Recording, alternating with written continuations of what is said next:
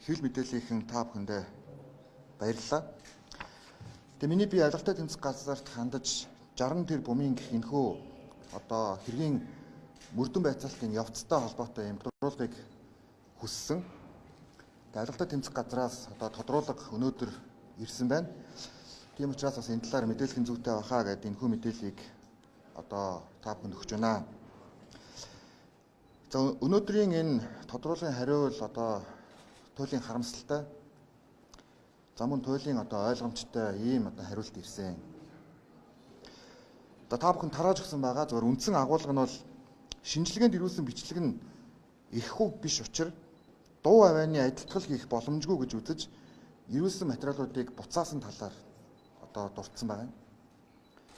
За интернетэд тавигдаж ил болсон 60 тэрбумтай холбоотой бичлэг дуу авианы бичлэгийг дуу дүрс болгож эвлүүлэг хийгдсэн гэдэг ийм дүгнэлтийг бас гаргасан юм байна. За мөн улсын хурлын гишүүн асан оюун гэрэл Америкийн нэгдсэн улсад хөндлөнгийн шинжээч томилуулж гаргасан дүгнэлт нь 3 хүнтэй гэж гарсан. Гэрч дорж зодов 5 хүнтэй гэж мэдүүлэг өгсөн гэж үзсэн юм байна. 1750 төрийн албан хаагчаас гэрчийн мэдүүлэг авахд авилгал өгсөн гэж хинч хэлээгүй тогтоогдоогүй гэдэг ийм үндслэл бас гаргасан юм байна. За төрийн албыг үнэлж хахуул авах сонгуулийн мөнгө босгох тухай ярилцсан асуудлууд нь бодит амьдрал дээр хэрэгжээгүй болох нь тогтоогдсон тул энэхүү хэргийг хэрэгсэхгүй болгож хаасан гэдэг ийм дүгнэлт өнөөдөр авилгатай тэмцэх газраас өглөө. Тэгээ би бодож байна өнөөдөр яг ийм мэдээллийг Солонгос ч юм уу Японд ч юм уу ийм тодорхой баримттай, ийм бичлэгтэй, ийм олон нийтийн анхаарлын төвд байгаа асуудлыг ийм янзаар хаачих юм бол тэнд байгаа ард иргэд нэг цагч тэсэхгүй өөрийнхөө эсэргүүцлийг илэрхийлэх байсан байхаа. Хэрвээ бид нар энийг ингээд хаасантай хүлээн зөвшөөрөх юм бол цаашлаад бид нар Оросын холбооны улсын Орос дэх Монголын зэс корпорацийн худалдаа авалттай холбоотой Эрдэнэтийн 49% дуйланд асуудал, Эрдэнэт үйлдвэрийн 51%-ыг барьцаалж Стандарт банкнаас авсан 109 сая $, асуудал, Самурай ба Чингис бондын эргэн төлөлт, үүн дотор төмөр зам хөгжлийн банк гээд дуйланд хэрэгүүд бүгд яг ийм байдлаар замхрах болно гэсэн. Тэгэхээр магадгүй монголчууд бидний өмнө нэг сонголт баг шиг байна. Одоо эсвэл хизээч үгүй гэдэг ийм сонголтын өмнө бид нар хамтдаа зогсож байна. Нам гэдэг явцуу үзэл баримтлалаа хойш нь тавиад улс гэдэг язгуур үнэт зүйлээ хамгаалж энэ авилгалын эсрэг бүх нийтээрээ тэмцэхгүй бол өнөөдөр шударга хэсэг тогтоох ёстой хууль хяналтын байгууллага авилгалтай тэмцэх газар маань өөрсдөө албан тушаалын өмнө авилгалын өмнө хүчин мөхсдөж байгаа ийм зүйл энэ дүгнэлтээс маш тодорхой харагдаж байна. Би ч гэсэн хөл бөмбөгт дуртай, бас наадмаа хүндэлдэг. Гэсэн ч гэсэн хөл бөмбөгөөс илүү наадмаас илүү энэ асуудал бол бидний ирээдүйтэй холбоотой юм асуудал юм аа. Тийм учраас олон нийт маань, хэвлэл мэдээллийнхэн маань, иргэний нийгмийн байгууллагууд маань, эрен сурвалжлах сэтгүүлчид маань энэ зүйлийн хойноос тасралтгүй хөөцөлдөж үнэн мөннийг тогтоох ийм зүйл рүү цаг алдахгүй хамтдаа алхацгаая гэж би бас та бүхнийг уриалахыг хүсэж байна.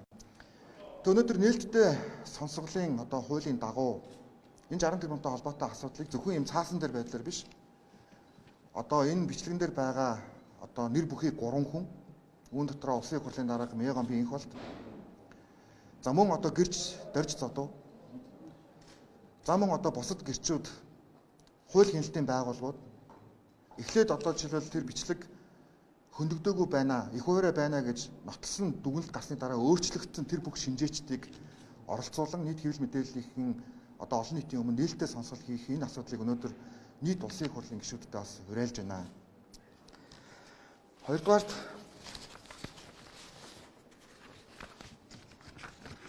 за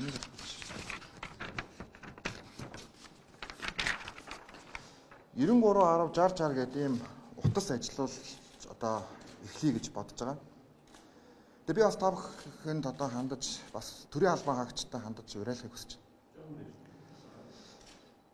Хэрвээ нэг ч гэсэн хүн албан тушаалд томилогдохдоо хин нэгэн албан тушаалтанд мөнгө өгсөн нотлогдвол прокуророос энэ хэргийг дахин сэргээх юм боломжтой. Тийм учраас үнэхээр таны өмнө ирээдүй, хүүхдийн чинь амьдрах ирээдүй, шудраг ёсны гэрэл гэгээ байна. Дандаа ийм аалзны торон дотор хамтдаа явахгүй байхыг хүсвэл та иргэний хувьд эр зэрэг гаргаач. Ийм хэрэг хийсэн хүмүүсийг яллахгүй байгаа юм чинь гэрчийн мэдүүлэг өгсөн шүгэл үлээгчдийг ялалж чадахгүй нийгмийн өмнө. Тийм учраас одоо цахим ертөнцид өөрсдийнхөө байр суурийг илэрхийлээч. Ингэж бид нар энэ асуудлыг бас гаргах юм аа. Тийм учраас энэтэй 60 тэрбумтай холбоотой энэ бодит магадгүй энэ зүйлд орсон эсвэл хөндлөнгийн хин нэгэн хүн чинь орсон хохирсон ийм зүйл байвал энэ утас руу одоо бас холбогдооч гэж бас та бүхнийг хэлхийг хүсэж байна. За мөн одоо улсын их хурлын дарга эм инх болд та ёс зүйн хариуцлага хүлээж огцрох ёстой. Ийм асуудалд одоо орсон одоо улсын их хурлын дарга хууль хяналтын байгууллагад нөлөөлж ийм дүгнэлт гаргуулчаад улсын их хурлын чуулганыг удирдах гэдэг бол өөрөө ёс зүйн хувьд боломжгүй юм аа. Энэ бүх зүйл эцэлэгдэн зэгцэлтэл та өөрт ажилласаа сайн дураараа одоо төдөлдөж улсын их хурлын одоо ээлж чуулганыг удирдахгүй байж одоо албан тушаалаас огцрох энэхүү шаардлагыг одоо танд бас албан ёсоор бичгээр өнөдөр өгөх болно. За ингээд шатараас нь эсэргүүцлийн арга хэмжээг авах болно. Ингэж бид нэр дараагийн одоо дуйлан тэргүүдтэй хамтдаа тэмцэх юм зүйл болно. Хэрвээ энэ дээр олон нийт хэвлэл мэдээллийн хамтдаа ялалт байгуулж чадвал хүлээгдэж байгаа бусад хэрэгүүд цэгцэрч шудраг ёсны үнэлэмж дээшилж төр тэтгэх иргэдийн итгэл нэмэгдэж бид нар илүү тийм тэмцэж чаддаг иргэд гэдгээ ард түмнээс төлөөсөн их хурлын гишүүд нь төлөөллийнхаа үүргийг биелүүлж байгаа гэдэг энэ зүйлийг бид нар ард гарч чадах юмаа гэж бас бодож байна. Тэгээд анхаарал тавьсан та бүхэнд баярлалаа. За мөн удахгүй бас зарим нэг хэвлэл мэдээллийн хэрэгсэл олон сонингоор дэлгэрэнгүй ярилцлага одоо өгнө гэдгийг та бүхэнд хэлхийг хүсэж баярлалаа.